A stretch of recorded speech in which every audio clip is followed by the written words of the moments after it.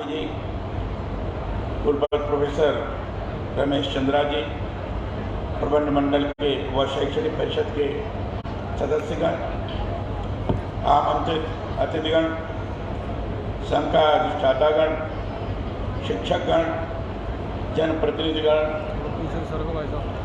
अधिकारीगण, छात्र संघ के प्रतिनिधि, मीडिया के मेरे साथियों, छायाकार बंधुओं और उपाधि एवं पदक प्राप्त करने वाले छात्र छात्राएं तथा अभिभावकगण,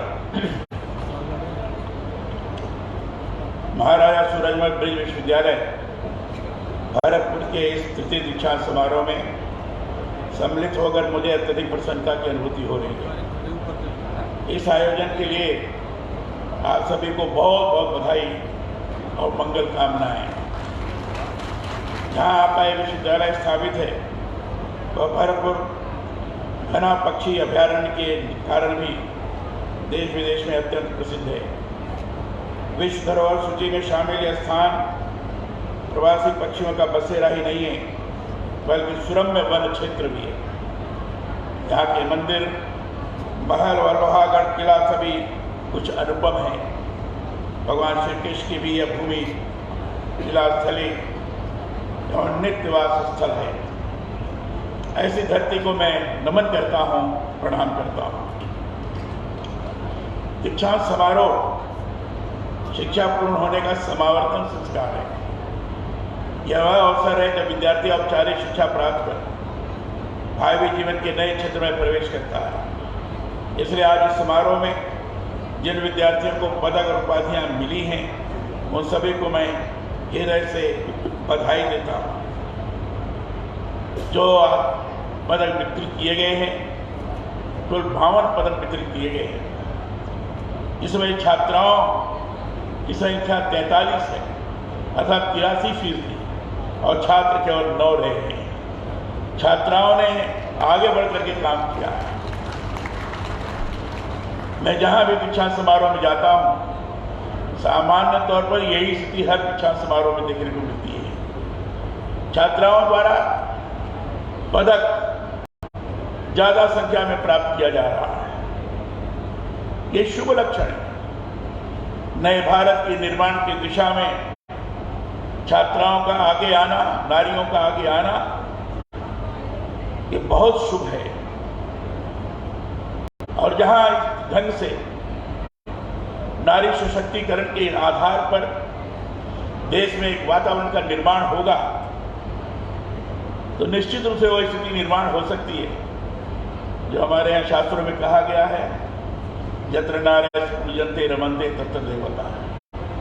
जहाँ नारियों का सम्मान होता है वहाँ सकारात्मकता का वातावरण बनता है, पवित्रता का वातावरण बनता है। अब वह पवित्रता का वातावरण ही देव का वास होता है और इसलिए कहा गया है। अर्थात नारियों का आगे बढ़ना करने के पश्चात निश्चित रूप से अग्रणी हो सकते हैं, सफलता के इस मुकाम पर पहुंचे हैं। दीक्षांत के इस अवसर पर आप सभी को डिग्रियां मिली हैं। शिक्षा से जुड़ी डिग्री है वह सिर्फ कागज का एक पुलिंदा जिससे आपको नौकरी में मदद मिलेगी, बल्कि मानिए यह समाज और राष्ट्र के लिए विश्वविद्यालय द्वारा आपको सौंपा गया उम्मीद और अपेक्षा पत्र है। उम्मीद इस बात शिक्षा विद्यार्थी के जीवन को गढ़ती है। इसे हम उन मूल्यों की पहचान कर पाते हैं जिससे जीवन संपन्न समृद्ध होता है। बल्कि मैं यह कहता हूँ कि शिक्षा से उदात्त मानवीय दृष्टिकोण विकसित होता है। जीवन में सबसे प्रमुख है मानव की पूर्ण प्रतिष्ठा। भारतीय ऋषि मुनि जब विश्व मानुष की बात करते हैं तो इसका अर्थ है मानव जीवन से जुड़े उदात्त मूल्यों की प्रतिष्ठा। इसीलिए हमारे यहाँ वेदों में प्रार्थना आती है, सहनो भुनक्तु सह वीर्यं करवावहै तेजस्विनावधीतमस्तु मा विद्विषावहै ओम शांति शांति शांति। अर्थात समस्त विश्व के मानवों का कार्यों और कर्तव्यों के संतुलन का आदर।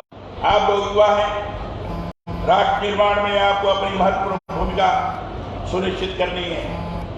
इसलिए संविधान में उल्लिखित कर्तव्यों को आप अपने आचरण में लाकर आगे बढ़ें। हमारे जो प्राचीन ग्रंथ हैं उनमें भी अधिकारों और कर्तव्यों के अंतर संबंधों को स्वीकारा गया है।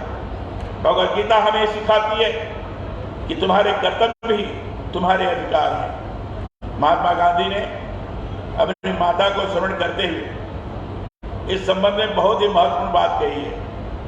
उन्होंने लिखा है, मैंने अपनी अनपढ़ परंतु बुद्धिमान मां से सीखा था कि सभी अधिकार अच्छी तरह से कर्तव्यों का पालन करने से ही मिलते हैं। इससे कर्तव्य मूल है।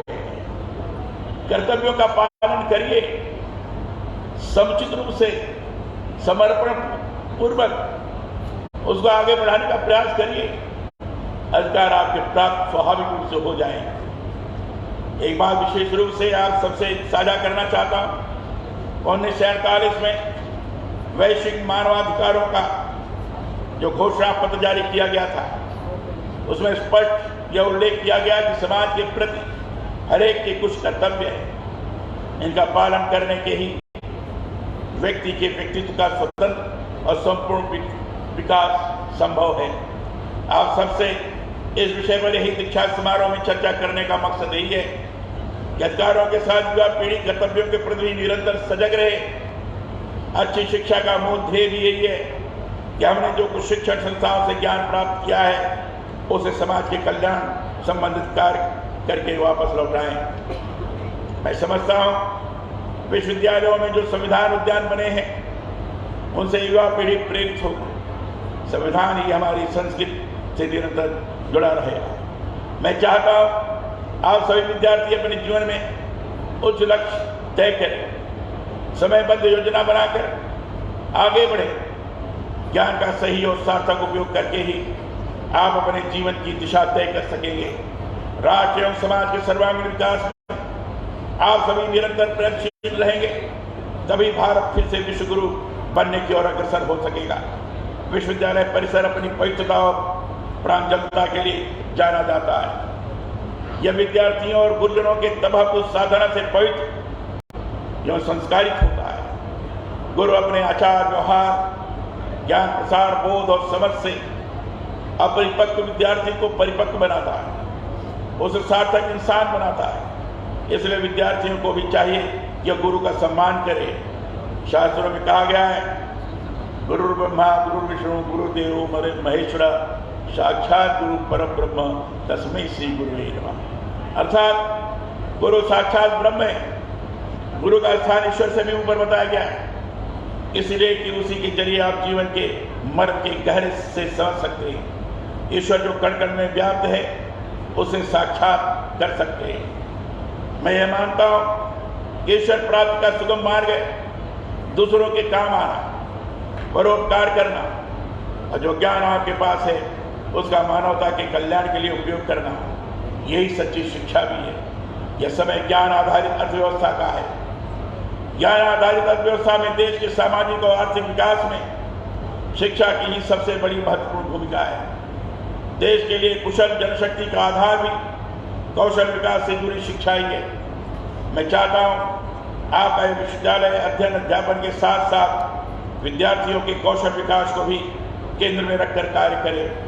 नई शिक्षा नीति के आलोक में ऐसे पाठ्यक्रमों का निर्माण कर उनका प्रभावी प्रसार किया जाए जिससे विद्यार्थी निरंतर नया सीखने और व्यावसायिक दृष्टि से अपने आप को आत्मनिर्भर बनाने के लिए प्रवृत्त हो सके। सबके लिए आसान पहुंच, इक्विटी, गुणवत्ता, वहनीयता और जवाबदेही के आधारभूत स्तंभों पर निर्मित नई शिक्षा नीति का उद्देश्य यही है कि ज्ञान आधारित जीवन समाज का निर्माण हो सके। शिक्षा भले ही पूर्ण हो जाए परंतु सीखने की कोई सीमा नहीं है। सीखना ही शिक्षा का विज्ञान है, जिससे जीवन का सर्वांगीण विकास किया जा सकता है। यही आपको अब करना है। यह सही है कि किसी भी उन्नत राष्ट्र के निर्माण में वहां के विश्वविद्यालय महत्वपूर्ण भूमिका निभाते हैं, पर मेरा यह भी मानना है कि विश्वविद्यालय केवल पढ़ाने की अपनी भूमिका का निर्वहन नहीं करें, बल्कि समाज और राष्ट्र की प्रगति के लिए युवाओं के मार्गदर्शन में भी अपनी भूमिका निभाएं। प्राचीन भारत में नालंदा, तक्षशिला, विक्रमशिला, वल्लभी, वेदांतपुरी जैसे प्रख्यात विश्वविद्यालय विश्व स्तरीय शिक्षा की परंपरा का प्रतिनिधित्व करते थे। उनमें विद्यार्थियों को पाठ्य पुस्तकों के साथ ही जीवन से जुड़ी व्यावहारिक शिक्षा प्रदान की जाती थी। आज भी इसी बात की जरूरत है। मैं ये मानता हूँ कि शिक्षा के जरिए ज्ञान का प्रसार होता है, परंतु अनुसंधान नए ज्ञान का सृजन करता है। नवान्वेषण के जरिए ही विद्यार्थी अर्जित ज्ञान को सामाजिक संपदा के रूप में सबकी भलाई में उपयोग कर सकता है। इसलिए आपके इस विश्वविद्यालय से मेरी ये भी अपेक्षा है कि यहाँ शोध एवं अनुसंधान की मौलिक संस्कृति का विकास हो। स्थानीय इतिहास, कला और संस्कृति से जुड़े ऐसे विषयों पर शोध को यहाँ प्रोत्साहन मिले, जिससे विद्यार्थी अपने पुरातन वैभव को सहेज कर आधुनिक दृष्टि से उसका उपयोग करने में सक्षम हो सके। शिक्षा का उद्देश्य केवल ज्ञान की प्राप्ति और सक्षम मानव शक्ति का सृजन ही नहीं, बल्कि बृहद स्तर पर शिक्षा राष्ट्र का निर्माण करती है। इसलिए जरूरी है कि हमारे विश्वविद्यालय ऐसा शिक्षा मॉडल विकसित करें जिससे न केवल मस्तिष्क विकसित हो, बल्कि युवाओं की सकारात्मक मानसिकता भी बनने में उसका योगदान हो। आज विश्वविद्यालय ने नोबेल अवार्ड विजेता सहित विज्ञान, अकादमिक, कानून व मानविकी के क्षेत्र में श्रेष्ठ कार्य करने वाले मूर्धन्य 6 अद्वितीय विद्वानों को मानद डॉक्टरेट उपाधियां प्रदान की है। यह सभी अपने अपने क्षेत्रों के मूर्धन्य विद्वान हैं। विश्वविद्यालय को बधाई और शुभकामनाएं, और जिनको मानद उपाधि दी गई है उनके प्रति बहुत बहुत बधाई और शुभकामनाएं। उम्मीद करता हूँ कि आप सभी मूर्धन्य विद्वान इस विश्वविद्यालय से अपना जुड़ाव जीवन पर्यंत बनाए रखेंगे और विश्वविद्यालय को वांछित सहयोग देते रहेंगे। विश्वविद्यालय में श्रेष्ठ अकादमिक प्रदर्शन करने में बेटियां आगे रही, पदक लेने वालों में भी छात्राओं की संख्या अधिक है। बेटियां तो हमारे परिवारों की मणि होती हैं। उन्हें आगे बढ़ाने के अवसर प्रदान करके ही हम समाज के सर्वांगीण विकास के भविष्य की राहों को प्रशस्त कर सकते हैं। मुझे बताया गया है कि नवीन सन 2023-24 विश्वविद्यालय में 8 नए संकाय, 126 विभाग, 9 विशेष शोध केंद्र तथा 36 संस्थान स्थापित किए जाने का प्रस्ताव पारित किया गया है। इसी तरह शीघ्र विश्वविद्यालय परिसर में डिजिटलाइज्ड केंद्रीय पुस्तकालय, ट्रांजिट हॉस्टल, केंद्रीय विद्यालय, स्टूडेंट एक्टिविटी सेंटर, महिला एवं पुरुष छात्रावास आरंभ किए जाने की पहल सराहनीय है। निश्चित ही इससे विश्वविद्यालय तेजी से आगे बढ़ सकेगा। नए सत्र से एनसीसी एवं एनएसएस भी प्रारंभ किए जाने से यहाँ शिक्षणेतर दिशा में भी सकारात्मक बदलाव आएगा, ऐसा मेरा पूरा विश्वास है। यह सुखद है कि आपका यह विश्वविद्यालय भारत की सांस्कृतिक विकास की समृद्धशाली परंपरा को आंगित करते हुए शैक्षणिक के साथ ही सामाजिक दायित्वों की पूर्ति के क्रम में कठेरा, हलेना, सुंदरावली, बरसी जैसे गांवों को गोद लेकर अपनी जिम्मेदारी का निर्वहन कर रहा है। विश्वविद्यालय द्वारा इस संबंध में सामाजिक सौहार्द, गरीब बेसहारा लोगों का निःशुल्क स्वास्थ्य परीक्षण, कंप्यूटर प्रशिक्षण शिविर, स्वास्थ्य जांच, दवा, वस्त्र आदि वितरण कर तथा गोद लिए गाँव में समय समय पर संगोष्ठी, कार्यशाला व रैलियों का आयोजन कर जल संरक्षण, वृक्षारोपण, स्वास्थ्य एवं स्वच्छता की जागरूकता आज का कार्य सराहनीय है। मैं चाहता हूँ परस्पर प्रेम, स्नेह एवं सहयोग से आप सभी अपनी कार्यशक्ति का भरपूर उपयोग करें। विश्वविद्यालय के आचार्य अन्वेषण एवं शोध द्वारा विद्यार्थियों को नई दृष्टि व सही दिशा प्रदान करें। छात्र छात्राओं में आलोचनात्मक एवं विश्लेषणात्मक क्षमता को विकसित करें। अकादमिक गुणवत्ता को सामाजिक उपयोगिता के दृष्टिकोण से प्रभावी बनाए जाने की आज बहुत अधिक जरूरत है। इसी तरह पाठ्यक्रमों को समय के अनुकूल, उपयोगी और अद्यतन भी बनाने की आवश्यकता है। आइए हम सभी मिलकर इस दिशा में आगे बढ़ें। आपका विश्वविद्यालय अध्ययन, अध्यापन, एवं अनुसंधान की दृष्टि से भारत में अग्रणी स्थान प्राप्त करे, ऐसी मेरी कामना है। उपाधि और पदक प्राप्त करता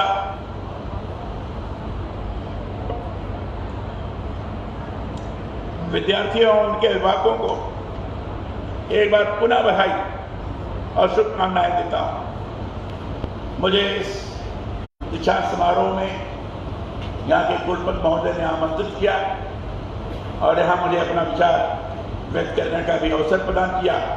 इसके लिए उनके प्रति बहुत बहुत आभार व्यक्त करता हूँ। आप सब लोगों को बहुत बहुत प्रणाम, आप लोगों का अभिनंदन, बहुत बहुत धन्यवाद। जय हिंद।